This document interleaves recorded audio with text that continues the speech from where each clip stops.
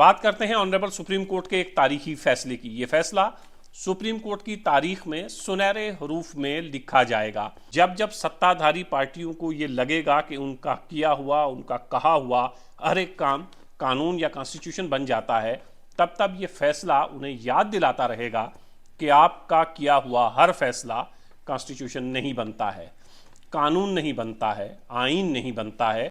ऐसा ही एक फैसला सुप्रीम कोर्ट ने दिया है और कई सालों के बाद सुप्रीम कोर्ट से कोई ऐसा फैसला हुआ है जो सरकार के खिलाफ है। इस फैसले पर अपोजिशन ने भारतीय जनता पार्टी को खूब घेरा हुआ है और मांग नरेंद्र मोदी की इस्तीफे की भी हो रही है। ऐसा क्या हुआ और क्या फैसला था सुप्रीम कोर्ट ने सुनाया? पहले हम आपको बताते हैं कि सरकार ने क्या फैसला लिया था और उस पर सुप्रीम कोर्ट ने क्या कहा। 2017 में सरकार ने यह कहा कि एक इलेक्टोरल बॉन्ड लाया जाएगा। उससे लोग ये जानने की कोशिश करेंगे कि ये इलेक्टोरल बॉन्ड क्या है और इससे हमारा क्या ताल्लुक है। बिल्कुल आपका ताल्लुक है। हम बहुत सी चीज़ों से नावाकिफ रहते हैं। इसका ताल्लुक एक आम आदमी की ज़िंदगी से भी उतना ही होता है जितना सियासत में चमकते सितारों के साथ होता है या बड़े बड़े लोगों के साथ होता है। इलेक्टोरल बॉन्ड भी कुछ ऐसा ही है जिसका ताल्लुक आम लोगों से भी उतना ही है जितना बड़े बड़े पूंजीपतियों से। इलेक्टोरल बॉन्ड क्या है? इलेक्टोरल बॉन्ड एक मुआयदा है। वो मुआयदा क्या है कि कौन शख्स किस जमात को, किस पार्टी को कितना चंदा देता है। तो आप कहेंगे कि भाई ये सियासी जमातें जो हैं ये चलती कैसे हैं? इनके दफ्तर होते हैं, इनके मुलाजिम होते हैं और इलेक्शन में ये लाखों करोड़ों रुपए खर्च कहाँ से करते हैं। आमतौर पर लोग ये भी समझते हैं कि ये जो कंस्टिट्यूंसी है जिसमें यहाँ पे लड़ने वाले शख्स ने करोड़ों रुपए लगा दिए हैं, तो ये करोड़ों रुपए इसने खुद से कमाए होंगे, खुद से लगाए होंगे। खुद से भी पैसा लगता है लेकिन पार्टी भी खर्च करती है। उसके बाद पार्टी के दफातर होते हैं, उसके बाद पार्टी के नेताओं का आना जाना होता है, उसके बाद पार्टी के बड़े बड़े जलसे होते हैं जिस पे लाखों करोड़ों रुपए खर्च आते हैं। कभी आपने सोचा कि ये पैसा कहाँ से आता है? यही है वो गोरख धंधा जिसके ज़रिए सियासी जमातों के पास चंदा आता है और फिर वो चंदे का पैसा पानी की तरह इलेक्शन में बहाया जाता है और इलेक्शन जीतने के बाद कमाया भी जाता है। चलिए, ये तो आपकी समझ में आ ही गया होगा कि सियासी जमातें ये इतना सब कुछ करती हैं, इस पे लाखों करोड़ों रुपए का चंदा आता है और उसके बाद वो खर्च होता है। इलेक्टोरल बॉन्ड का उस चंदे से क्या ताल्लुक है, इसको मैं ज़रा आसान ज़बान में आपको समझाता हूँ। इलेक्टोरल बॉन्ड क्या है? इलेक्टोरल बॉन्ड एक मुआयदा है, एक एग्रीमेंट है। 2017 में सरकार ने ये फैसला किया कि वो लोग जो किसी सियासी जमात को चंदा देते हैं तो वो चंदा इलेक्टोरल बॉन्ड के जरिए दे सकते हैं। इलेक्टोरल बॉन्ड की जिम्मेदारी एसबीआई को दी गई कि वो इलेक्टोरल बॉन्ड छापेगा और फिर उस इलेक्टोरल बॉन्ड को जिसने खरीदना है वो इलेक्टोरल बॉन्ड खरीदने के बाद वो इलेक्टोरल बॉन्ड उस सियासी जमात को दिया जाएगा जिस सियासी जमात से उसकी वाबस्तगी है, वो जिसको चाहे दे। ये है इलेक्टोरल बॉन्ड। एसबीआई से कहा गया कि आप इलेक्टोरल बॉन्ड छापिए। इलेक्टोरल बॉन्ड छापने का खर्च तकरीबन 13.5 करोड़ रुपए आया और ये 13.5 करोड़ रुपए हमारे और आपके टैक्स के पैसे हैं। सिर्फ इतना ही नहीं है, ये एक मामूली सी बात है जो मैंने आपको बताई है। सुप्रीम कोर्ट ने इस फैसले को क्यों बदला? सुप्रीम कोर्ट को क्यों लगा कि इस फैसले को बदलना अशद जरूरी है? सरकार का यह कहना था कि इससे काले धन पे फर्क पड़ेगा और इलेक्टोरल बॉन्ड के जरिए कोई भी शख्स डिजिटल फॉर्म में किसी भी सियासी जमात को पैसा दे सकता है। यह सरकार का तर्क था। लेकिन इसमें क्या पेच है? पेच ये है कि मेरे जैसा और आप जैसा कोई भी शख्स ये नहीं जान सकता कि किस शख्स ने, किस बड़ी कंपनी ने या किस पूंजीपति ने किस जमात को कितने पैसे दिए हैं। सुप्रीम कोर्ट को यह लगा कि वोटर्स का ये हक है कि वो ये जाने कि किस पूंजीपति ने या किस शख्स ने किस सियासी जमात को कितने पैसे दिए हैं। लेकिन इलेक्टोरल बॉन्ड खरीदने के बाद वो इलेक्टोरल बॉन्ड आप जिस सियासी जमात को जितना भी चंदा देते हैं, किसी भी शख्स को ये जानने का हक नहीं है कि किस पूंजीपति ने, किस शख्स ने, किस बड़ी कंपनी ने किस सियासी जमात को कितना चंदा दिया।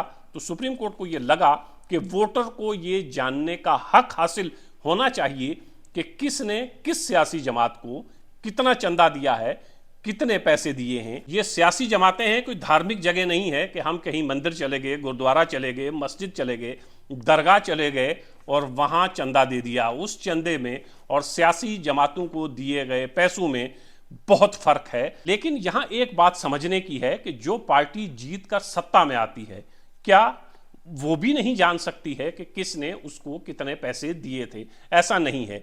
वो पार्टी जो सत्ता में है वो आसानी से ये जान सकती है कि किसने हमें कितने पैसे दिए हैं, किसने हमें कितना चंदा दिया है और किसने मुखालिफ पार्टियों को कितना चंदा दिया है।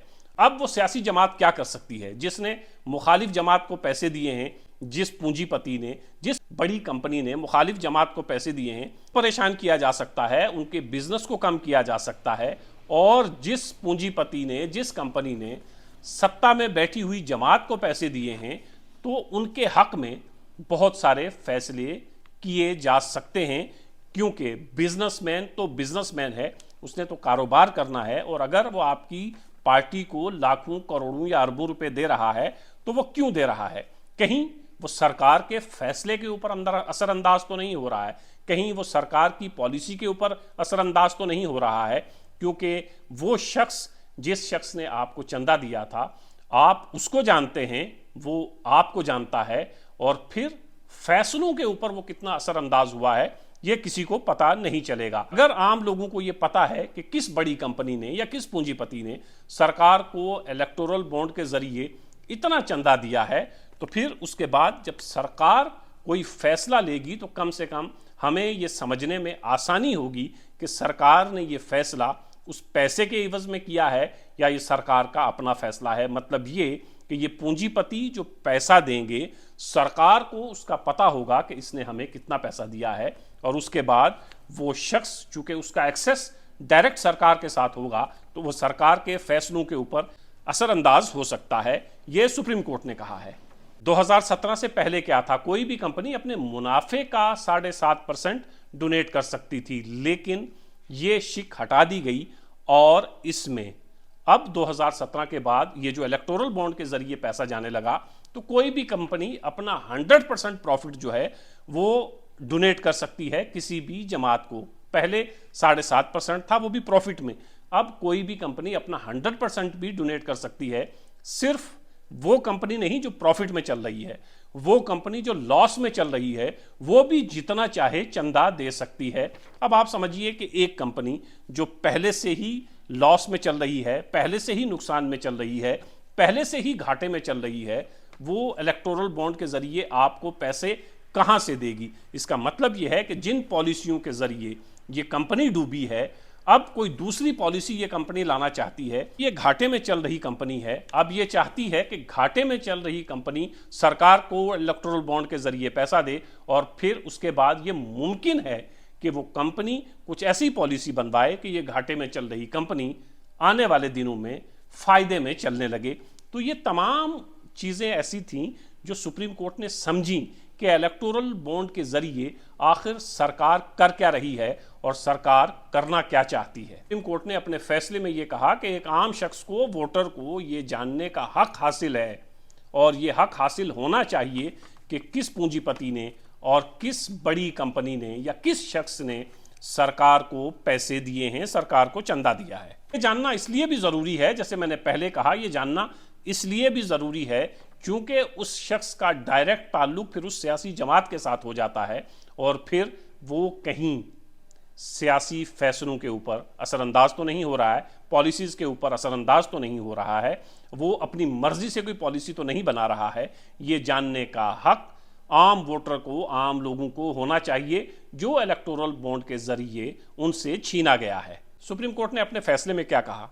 एसबीआई को यह हिदायत जारी की कि अब आप कोई भी इलेक्टोरल बॉन्ड जारी नहीं करेंगे। सुप्रीम कोर्ट के फैसले के बाद एसबीआई से कोई भी किसी भी किस्म का इलेक्टोरल बॉन्ड जारी नहीं किया जाएगा। 12 अप्रैल 2019 के बाद कितने इलेक्टोरल बॉन्ड खरीदे गए, किस पार्टी को कितने इलेक्टोरल बॉन्ड दिए गए, ये सारी की सारी डिटेल जो है आप इलेक्शन कमीशन ऑफ इंडिया को देंगे। ये सारी जानकारी एसबीआई को यह हिदायत की गई है कि ये सारी जानकारी 6 मार्च तक एसबीआई को मिल जानी चाहिए। और फिर अगली हिदायत जो ऑनरेबल सुप्रीम कोर्ट ने की है वो इलेक्शन कमीशन के लिए है। इलेक्शन कमीशन को ये कहा गया है कि 13 मार्च तक ये सारी डिटेल आपकी वेबसाइट पर मौजूद होनी चाहिए, ताकि एक आम शख्स ये जान सके कि 12 अप्रैल 2019 के बाद किस सियासी जमात को किस बड़े पूंजीपति ने कितने पैसे दिए हैं। तो ये एक तारीखी फैसला है। सियासी जमातें कभी भी नहीं चाहेंगी